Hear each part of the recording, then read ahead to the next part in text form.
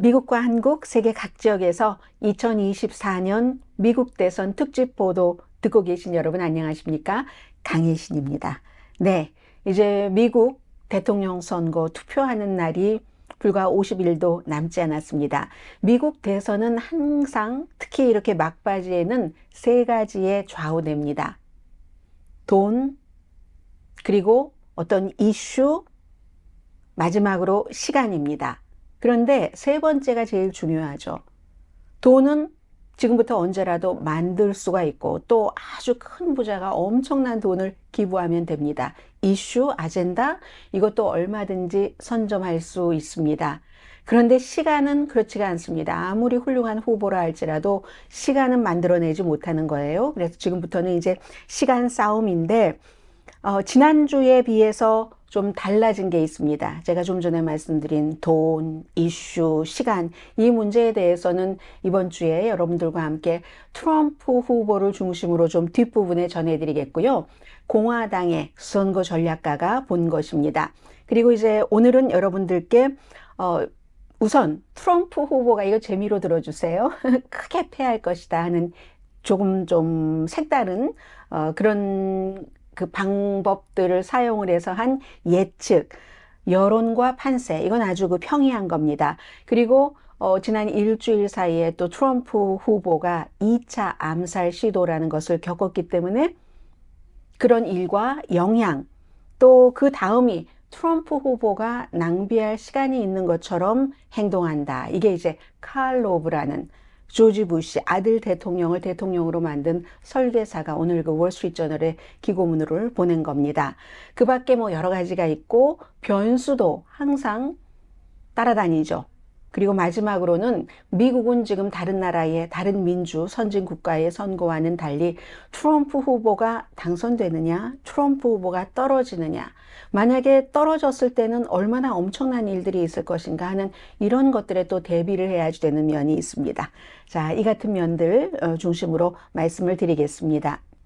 2024년 미국 대선 특집 보도는 캘리포니아 넘버원 모기지 융자 회사 융자나라 유럽에서 왔습니다. 유럽 관광은 미래 관광 공동펀입니다. 먼저 2020년 아주 그 선거 결과를 정확하게 예측한 전문가가 오늘 또 그 잡지 포춘 경제 잡지죠. 인터뷰에서 해리스가 트럼프 후보를 엄청난 표 차이로 이긴다. 크게 이긴다. 이분은 이제 데이터 과학자십니다. 길게는 말씀드리지 않겠어요. 왜냐하면 선거가 지금 그래도 뭐 40 며칠 남은 이 시점에 딱 예측을 한다는 것 자체가 좀 그렇잖아요.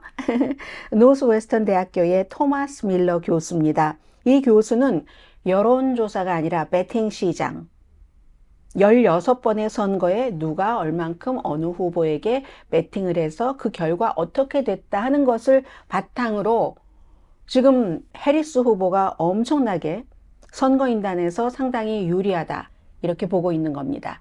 아주 그냥 몇 퍼센트, 5% 아래로 이기는 것이 아니라 이건 5% 이상 이길 수 있다 이렇게 했다는 것을 말씀드리고요. 몇 주일 전인가 또 이제 여론조사를 바탕으로 하는 게 아니라 역사적으로 100년이 넘는 어떤 그 역사를 바탕으로 역사학자도 이번에 해리스가 이긴다 뭐 13가지 요소를 통해서 그렇게 얘기를 했잖아요. 그런데 이것도 다 나중에 다 틀렸어 할 수 있는 얘기고 그냥 재미로 여러분들께 말씀을 드렸습니다. 기본적으로 여론과 판세가 지금 토론 이후에 여론과 판세가 어제 오늘부터 반영되기 시작했거든요. 그 같은 여론조사 결과가 나오면 토론은 뭐 아무리 그 트럼프 후보가 어제도 그 뉴욕주에서 선거 유세하면서 내가 이겼다 이렇게 얘기를 하던데 트럼프 후보가 이긴 건 아니고요. 해리스 후보가 이겼고 여론조사에 그 반영이 조금씩 되는 것을 보니까 호감도도 좋아지고요. 해리스 후보가 역사상 가장 인기가 없는 부통령이었었잖아요. 물론 갤럽의 여론조사처럼 트럼프 후보에 대한 호감도도 지난 한 달 사이에 5%포인트나 늘어났다 하는 이런 결과도 있기는 있지만 어쨌든 근본적으로 해리스 후보가 훨씬 이 호감도에서 전보다 많은 것을 뛰어넘었습니다. 근데 이런 거 다 소용없습니다. 모든 선거 결과는 경합주에 달려 있습니다. 그래서 여론조사 관계자들은 지금 어떤 그 새를 관찰하는 사람들이 쌍안경을 쓰고 보듯이 그렇게 모든 여론조사를 다 들여다보고 있죠. 토론 이후에 모든 여론조사 기구를 여러분들께 다 믿으십시오라고 말씀드리지 않습니다. 제가 미국에서 많은 여론조사를 오랫동안 봐온 결과 딱 하나만 말씀드리겠습니다. 라스무센이라는 여론조사 결과는 대부분의 아주 그 중요하게 그 대우를 받으면서 통계를 다루는 사람들은 취급하지 않습니다. 샘플도 좀 작고, 그리고 이제 이 라스무센은 주로 이제 돈을 중심으로 하는데 무조건 트럼프 후보가 엄청나게 이긴다 해서 트럼프 후보 측에서 라스무센만 열심히 강조를 하거든요. 그래서 저는 방송할 때는 라스무센은 웬만하면 여러분들께 말씀드리지 않고 보수나 진보가 다 같이 믿는 538 538이라든가 아니면 그 이코노미스트의 그 여론조사 결과 YouGov라는 영어 여론조사 결과 네이트 실버라는 여론조사 전문가 이런 사람들 것을 쭉 종합을 해서 여러분들께 전해드리고 있습니다. 지금 보면은요, 토론 이후에 이코노미스트 오늘에서야 겨우 내놨는데 해리스 후보의 승률을 5분의 3으로 봅니다. 굉장히 많이 보는 거죠. 그리고 하나 여러분들께서 좀 오해하고 계시는 게 있는데 며칠 전부터는 한국에서 많은 그 미국 전문가라는 분들이 펜실베니아만 이기면 이긴다 뭐 이런 식으로 보도를 많이 하시는 것 같던데 그게 그렇게 단순한 문제는 아니고요. 제가 몇 주일 전에 여러분들께 말씀을 드렸을 겁니다. 펜실베니아를 꼭 이겨야지 된다는 얘기거든요. must win 해서 트럼프 후보가 이기려면은 조지아와 노스캐롤라이나를 이긴다고 가정을 할 때 최근에는 이 두 개 주도 흔들리고 있습니다. 그때 펜실베니아를 가지면 다른 주 다 져도 이긴다. 그럼 해리스 후보도 마찬가지입니다. 조지아주와 펜실베니아를 갖고 나머지 뭐 한 군데를 더 이기면 된다. 아니면 해리스 후보 같은 경우는 제2의 가장 편안한 이길 수 있는 게 블루월이라고 부르는 그 동부의 예전에는 민주당이었다가 또 트럼프도 찍었다가 다시 바이든에게로 돌아온 위스콘신, 미시건, 펜실베니아 이 세 개 주를 다 이기고 네브라스카하고 메인이 위너 테이크스 올 한 사람이 뭐 하나라도 선거인단 표가 유권자 표가 하나라도 많으면 선거인단을 다 갖는 위너 테이크스 올이 아니거든요. 그래서 네브라스카에서 하나의 선거인단만 가져오면 이긴다. 이런 경우지 펜실베니아 이기면 이긴다가 아니에요. 펜실베니아를 꼭 이겨야지 이기는 겁니다. 그런 면에서 볼 때는 퀴니피악 대학교의 여론조사 결과 지금 해리스 후보가 블루월, 위스콘신, 미시건, 펜실베니아에서 다 이긴다는 여론조사 결과가 나옵니다. 그것도 다른 여론조사 결과보다는 또 격차가 큽니다. 펜실베니아에서 6%포인트, 미시건에서도 5%포인트, 위스콘신만 1%포인트. 물론 이 같은 주에서도 트럼프 후보가 경제라든가 아니면 이민, 국경 이슈에서 해리스 후보보다 좀 앞서가지만요. 워낙에 낙태 이슈에 있어서의 격차가 큽니다. 또 하나는 경제나 국경 이슈에서 이 해리스 후보가 조금씩 트럼프 후보와의 격차를 줄여가고 있거든요. 그래서 현재는 이게 추세 자체는 경합주에서 해리스 후보가 약간의 차이로 앞서간다. 이거는 지난주와 뭐 크게 변할 바는 없을 것 같지만 가능성, 아직도 더 올라갈 수 있는 가능성이 분명히 해리스 후보에게 있는 것처럼 보입니다. 그러나 예측하긴 이릅니다. 아직 시간이 남아있기 때문에 변할 가능성도 많죠.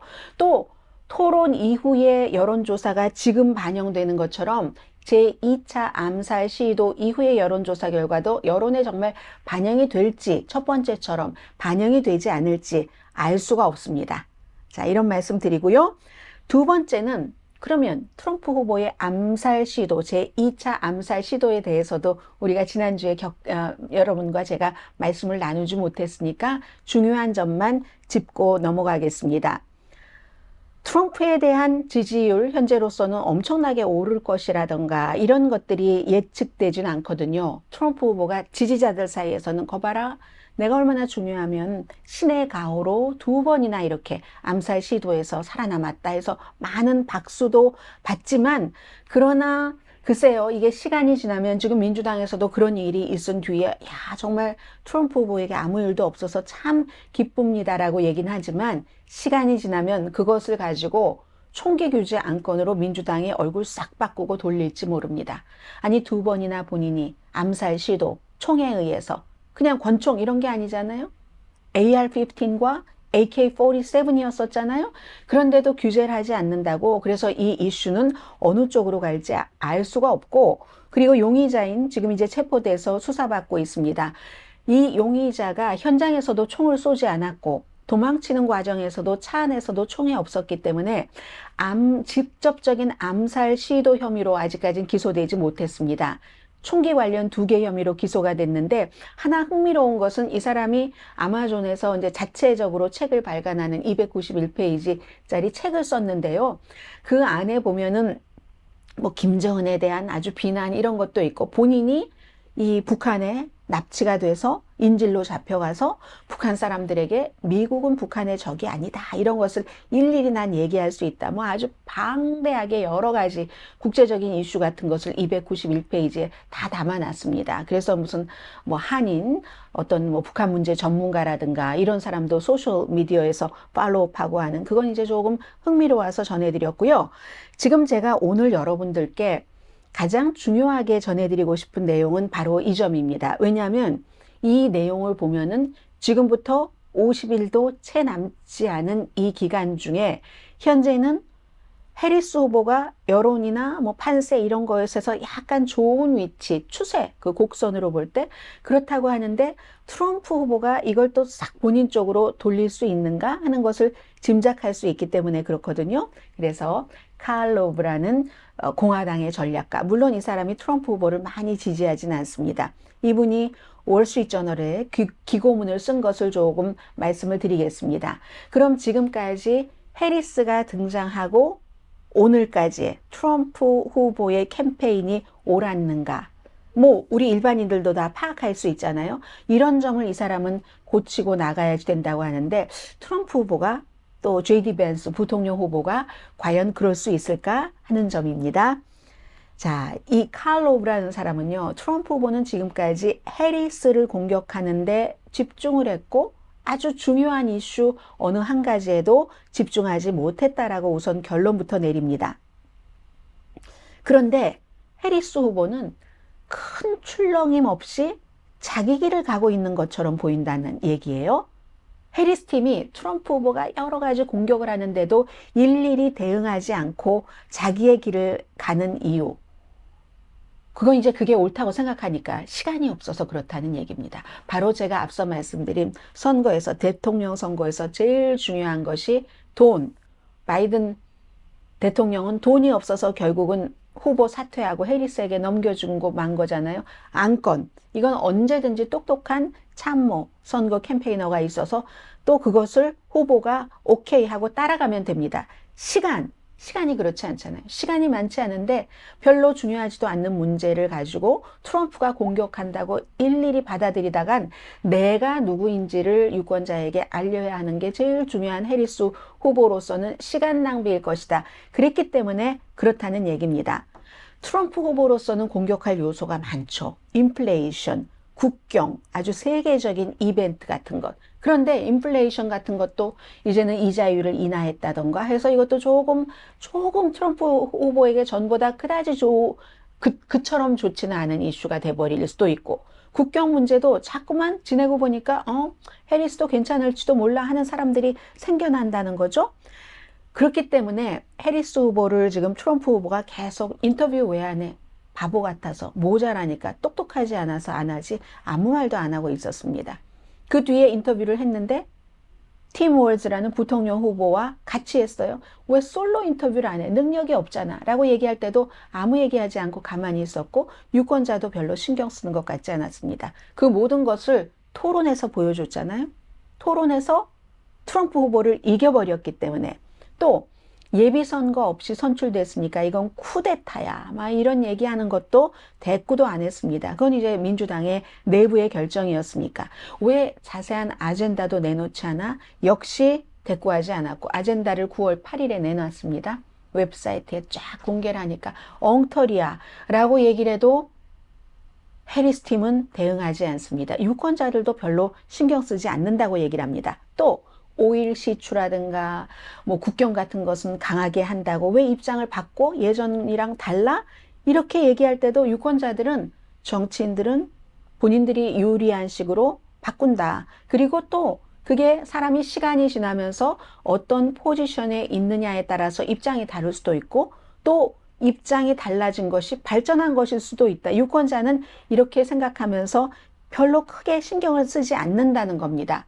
그랬더니 또 강아지와 고양이, 지금 이 칼로브라는 사람은요, IT 이민자가 강아지와 고양이를 바베큐 한다고 애도하고, 이거 이민자들을 아주 욕보이는 거짓이고요. 그것도 사실이 아니고, 그리고는 급기야 테일러 스위프트를 난 싫어. I hate 테일러 스위프트 하면은 테일러 스위프트의 정말 팔로워가 뭐 10억 명 정도가 있고 이러는데 그건 마이너스잖아요. 이런 일을, 팔주일을 터무니없는 공격에 허비하는 것으로 만족했을지 모르지만 그때의 카멜라 해리스와 팀 월스는 날마다 본인들의 스케줄대로 유권자에게 다가갔다는 겁니다. 그래도 계속 막시스트다, 공산주의자다, 파시스트다 증거 없이 해리스 후보를 공격을 하고 있는 사이에 해리스 후보의 호감도가 높아졌고 지지율도 올라갔고 경제와 국경에 대한 두 사람 누가 잘할 것인가 이 갭 트럼프가 훨씬 잘할 것이라고 했는데 갭도 줄이는 사이에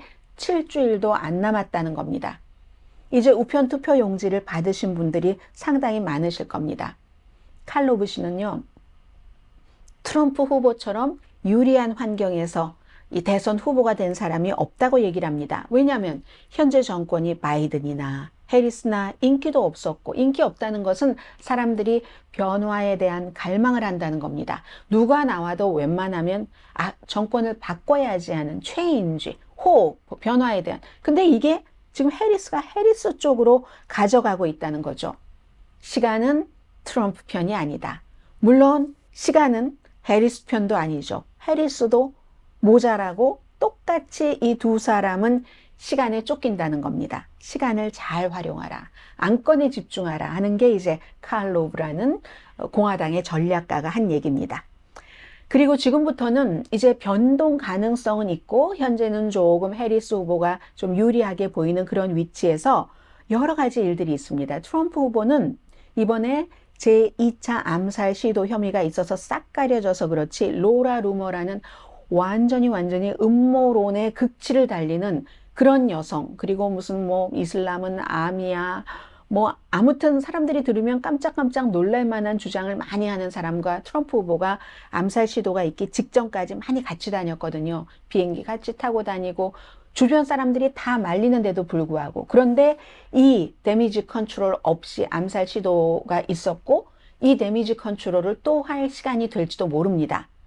그리고 러닝메이트인 JD 벤스 부통령 후보도 인기가 이렇게 낮을 수가 없어요. 계속 그 팀 월즈 민주당의 부통령 후보에 대해서 루머를 퍼뜨리는 역할은 아주 잘하고 있지만 그래서 벤스 후보도 민주당에서 트럼프가 원하는 식으로 어택덕, 공격수, 공격하는 개 이 역할은 잘해서 만족할지 모르지만 무당파의 표를 끌어오는 데는 별로 도움이 되지 않습니다. 물론 카멜라 해리스에게도 다 좋은 건 아니에요. 제일 중요한 게 미국의 민주당 하면은 친노조잖아요. 그런데 이 친노조 중에서도 팀스터라는 아주 중요하고 파워풀한 멤버가 130만 명입니다. 그러면 같이 지내는 가족이 얼마나 많겠어요? 130만 명 되는 멤버의 이 팀스터라는 노조가 30년 만에 처음으로 민주당을 지지하지 않았습니다. 물론 공화당도 지지하지 않았지만 공화당은 전당대회 때 이 팀스터의 션 오브라이언이라는 그 회장이 가서 얘기도 하고 있는데 어쨌든 이번에는 아무도 지지하지 않는다. 이건 해리스 후보에겐 친노조라고 아주 노골적으로 얘기하는 민주당에게는 별로 좋은 건 아니죠. 이런 점은 있고요. 무엇보다도 이제 경제가 중요하죠. 조지아주나 펜실베니아주나 또 네바다 전부 경합주에서 물론 이자율이 조금 내려갔지만 0.5% 빅컷을 했잖아요. 이자율이 내려서 빅컷을 했는데도 불구하고 그 같은 빅컷의 영향력이 곧 내일, 모레 이렇게 미치는 건 아니거든요. 적어도 어느 정도 영향력이 미치려면 몇 개월은 있어야 되고, 물론 심리적으로는 좋죠. 이건 무조건 지금 해리스 후보에게 좋은 것이기는 합니다. 그리고 또 가솔린 가격도 지금 미국에서 내려가고 있거든요. 이러한 일들이 이제 해리스 후보에게 좋기는 하지만, 만약에 트럼프 후보가 지금까지 거의 4년 동안 해리스, 바이든 후보가 경제를 어떻게 했어? 만족하는 사람보다 만족하지 않는 사람이 훨씬 많기 때문에 그런 일들을 지금이라도 들고 나온다면 모르는 겁니다. 변수를 또 몇 가지 말씀드리자면, 가짜 뉴스가 너무 많습니다. 지금 뭐 예를 들어서 뭐 토론할 때 문제지를 유출했다, 귀걸이 뭐 코치를 받으면서 토론을 했다, 카멜라 해리스가 3대1 토론이었다 등등, 뭐 ABC 금방 무너질 것 같이 막 이렇게 했지만 아무것도 증거가 없고 적절하다고 많은 유권자들이 판단하지 않으니까 사실은 이게 그 토론에서 진 데미지 컨트롤을 힘을 받지 못하고 끝나버렸지만, 가짜 뉴스가 너무 지금 많이 나오는 겁니다. 미국은 지금 또 10월 달에는 멜라니아 트럼프 여사가 자서전을 내놓거든요. 물론 요즘 이렇게 보면은 남편 곁에 자주 서 있지는 않지만 남편이 대통령이 되기를 바라는 것 같은 그런 모습은 있습니다. 본인의 아들이 있으니까는요. 그런데 멜라니아 트럼프가 책을 냈는데, 그 책에 어제 나온 비디오를 보니까 책을 조금씩 홍보를 하거든요. 본인이 이제 누드 모델이었다는 거 뭐 사람들이 다 알지만 그걸 딱 드러내면서 예술이다, 내가 누드 모델을 했다고 비난하는 사람, 그런 사람들을 비난을 한 겁니다. 그것도 이 멜라니아 트럼프로서는 제법 긴 영상이에요. 한 40초쯤 되는. 아니, 내가 누드 모델이었다고 비난하는 사람, 왜 그런 사람들은 인간의 몸에 대한 아름다움에 더는 감사하지 않는가? 예를 들어서 아주 그 고전 그림이요, 조각, 무슨 뭐 제 미켈란젤로의 뭐 다비드상 이런 것들도 얘기를 하던데, 우리 몸의 영광을 뭐 이런 식으로 하는 뭐 그런 책이 나오니까, 아마 그 책이 10월 달에 나오는 것은 트럼프 후보에게 조금 플러스가 되기 위해서 나오는 것일 텐데, 어떤 경우에는 또 상대 캠페인 측에서 그 책 안에서 뭔가를 이제 아주 맛깔스러운 그런 부분을, 맛깔스러운 부분이라기보다 어떤 부분을 뽑아내서 맛깔스럽게 공격 요소로 사용하는 때가 있잖아요. 근데 이렇게 아주 말초적인, 내가 누드 모델이었던 게 어때서? 뭐 이런 얘기를 하는 것들이 과연 트럼프 후보에게 도움이 될 수 있을까? 예상하지 못한 변수가 될 수도 있다는 얘기입니다. 또한 어제 많은 분들이 놀라셨을, 이스라엘이 직접 그 폭탄을 심어서 헤즈볼라에게 삐삐, 페이저, 비퍼에, 휴대폰에, 어떠한 워키토키, 이렇게 해서 엄청난 지금 일이 일어나고 있잖아요. 이 중동이 또 어떻게 갈 것인가? 이게 또 변수가 될 수도 있습니다. 마지막으로요, 미국에서는 트럼프 후보가 뭐 이기면 본인 마음대로 하겠다고 하고, 이를테면 적을 다 청산하겠다, 감옥에 보내겠다, 이런 공약을 했기 때문에 그것도 참 문제겠다라고 생각을 하시는 분들도 많고, 그러나 트럼프 후보가 졌을 때를 또 더 걱정하는 사람들도 많습니다. 아주 지금 트럼프 후보가 내가 지면 이건, 이길 때는 괜찮은데 지면은 부정선거라는 것을 아예 딱 계획을 해놓고 가고 있잖아요. 이렇기 때문에 사실은 이번에 두 번째 암살 시도도 있었지만, 그 암살 시도에 대해서 트럼프 후보 측은 민주당에서 나를 민주주의의 적이라고 하니까 암살 시도를 했지, 하지만 또 다른 많은 사람들은 트럼프 후보가 지난 10년 동안 정치계에 딱 등장을 하면서 말의 폭력, 그리고 실제로 얼마나 많은 폭력을 만들어냈는가, 의사당 폭동 사건 같은, 그게 뷰티풀한 데이냐, 폭동의 날이지, 이런 식으로 얘기를 해서 일종의 그 정치 폭력 같은 거, 본인이 지면은 어떻게든 지난번 의사당 폭동 사건 때보다 더한 일이 미국에서 일어날지도 모른다는 거죠. 이걸 지금 법 집행기관들은 엄청나게 지금 신경을 쓰고 있고요. 또 마이크로소프트의 프레지던트요, 브래드 스미스 씨가 어제 연방 상원 청문회에 가서, 이건 미국 국내만의 문제가 아니다, 러시아가 심각하게 지금 개입을 하고 있다, 외국이 선거에 개입한다는 거예요. 그래서 이래서 선거 결과를 알 수 없다는 겁니다. 마지막 선거 투표 치러지기, 물론 지금 뭐 조기 투표도 있고 부재자 투표도 있고 하지만 선거 치러지기 48시간 이때에 가짜가 엄청 많이 나올 거라는 것입니다. 지금요, 해리스에 대한 가짜 오디오 많이 나오거든요. 내가 뭐 첫날 무슨 뭐 불법 체류자 1150만 명을 다 사면한다든가, 이거 다 가짜거든요. 가짜를 또 이 방송을 보고 듣고 계시는 여러분들께서도 진짜라고 믿으시는 분들도 계실 텐데, 그것보다 훨씬 더한 미국 내도 물론이지만 러시아로부터 그런 가짜도 나올 수가 있기 때문에, 지난 가을에 그 슬로바키아의 선거가 가짜 오디오 때문에 완전히 뭐 결과가 달라지고 했잖아요. 해리스 후보가 전혀 하지도 않은 말을, 사람들은 아직까지 인공지능에 익숙하지 않으니까 해리스 후보가 나와서 말하고 입모양도 똑같으면 그 사람이 한 말로 믿겠죠. 그렇기 때문에 이게 중요하다. 유튜브에서 나오는 음성, 화면, 그리고 유튜버가 하는 말을 다 믿으시면 안 됩니다. 인공지능으로 조작된 것이 이미 많이 나오고 있습니다. 자, 다음 주까지 또 이제 일주일이 남았는데요. 그 사이에, 일주일도 되지 않는 사이에 해리스 후보 측은 지금 전략이 그거거든요. 언론에 많이 노출해서 실수를 하느니 실수를 줄이고, 유권자를 상대로 내가 누구다, 또 어떻게 일하겠다 하는 것을 설파하는 거거든요. 그에 비해서 또 트럼프 후보가 해리스 후보를 공격하는 것을 멈추고, 정말 많은 공화당의 선거 전문가가 얘기하는 것처럼 전략적으로 캠페인을 할 것인가 두고 보겠습니다. 다음 주에 다시 뵙죠. 2024년 미국 대선 특집 보도는 캘리포니아 넘버원 모기지 융자 전문회사 융자나라 유럽에서 왔습니다. 유럽 관광은 미래관광 공동 후원이었습니다. 지금 로스앤젤레스는요, 오늘 그 목요일이고, 여러분들께서 만약에 한국이나 다른 나라에서 이 방송을 들으신다면 금요일이 될 겁니다. 하늘은 흐리고요. 흐리고 회색은 회색인데, 회색이 막 농도가 짙고 옅고 해서 무척 무디한 그런 날입니다. 다음 주에 뵙겠습니다.